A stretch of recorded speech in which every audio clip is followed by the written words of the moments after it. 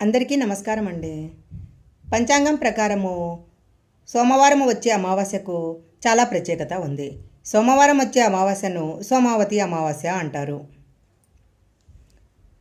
ఈసారి అమావాస్య 8వ తారీఖు ఏప్రిల్ 2024 సోమవారం వచ్చింది. సోమవారం నాడు వచ్చే అమావాస్యకు ఎంతో ప్రత్యేకత ఉంది. అన్ని అమావాస్యలలో సోమావతి అమావాస్య చాలా ముఖ్యమైనదిగా చెప్పబడుతుంది. సోమావతి అమావాస్య రోజున స్నానము దానంతో పాటు పితృపూజ కూడా చేస్తారు. అందుకే ఈరోజు కొన్ని పనులు చేసినట్లయితే పితృదోషం నుంచి ఉపశమనం లభిస్తుంది. పూర్వీకుల యొక్క ఆశీర్వాదం కూడా లభిస్తుంది. సోమావతి అమావాస్య రోజు మనము పితృదోషం నుంచి బయటపడటానికి ఏ పనులు చేయాలో ఇప్పుడు మనం ఈ వీడియోలో తెలుసుకుందాము. ప్రతి నెలలో చివరి రోజును అమావాస్య అంటారు. ఈరోజు చేసే ఉపవాసము, పూజలు, స్నానము, దాన ధర్మాలు మొదలైన వాటికి ఎంతో ప్రత్యేకత ఉంది.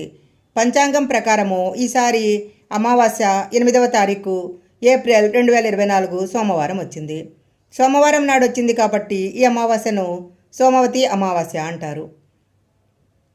అన్ని అమావాస్యలలో సోమవతి అమావాస్య చాలా ముఖ్యమైనది.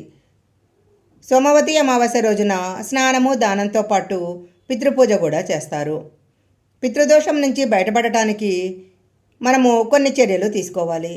సోమవతి అమావాస్య రోజున నల్ల నువ్వులను దానం చేసినట్లయితే చాలా మంచిది.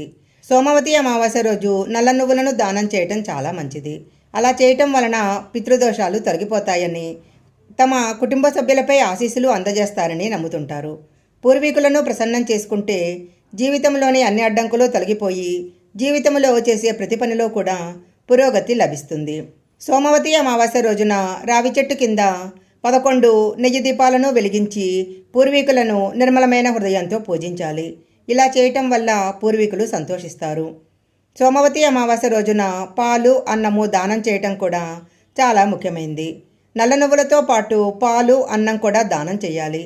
ఇలా చేయటం వల్ల ఆర్థిక సమస్యల నుంచి ఉపశమనం లభిస్తుంది. ఏదైనా కారణాల వల్ల పూర్వీకులు గనక కోపంగా ఉన్నట్లయితే వారి యొక్క కోపాన్ని పోగొట్టవచ్చు. సోమవతి అమావాస్య రోజున పరమశివుడిని, పార్వతిని పూజించే సాంప్రదాయం ఎప్పటి నుంచో ఉంది. సోమవతి అమావాస్య రోజు శివపార్వతులను తప్పకుండా పూజించాలి. ఇలా చేయటం వల్ల శివపార్వతుల యొక్క ఆశీస్సులు లభిస్తాయి. సోమవతి అమావాస్య రోజున గంధము, శంఖము, కొబ్బరికాయ, బిల్వపత్రం వంటి వాటిని సమర్పించాలి. హిందూ మతంలో పిండ ప్రదానము చాలా ముఖ్యమైనది. ఏదైనా కారణాల వల్ల పూర్వీకులకు పిండ ప్రదానం చేయలేకపోయినట్లయితే సోమవతి అమావాస్య రోజున పూర్వీకుల కోసం పిండ ప్రదానం చేయాలి. ఇలా చేయటం వల్ల పూర్వీకులు సంతృప్తి చెందుతారు. సోమవతి అమావాస్య రోజున ముఖ్యంగా కాకి, కుక్క, ఆవు, గేదె మొదలైన ఏ ప్రాణులకు కూడా హాని చేయకూడదు.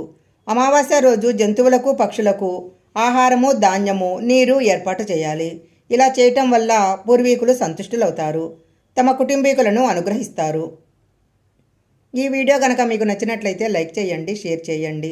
ఇలాంటి మరిన్ని వీడియోల కోసం మా ఛానల్ సబ్స్క్రైబ్ చేసుకోండి.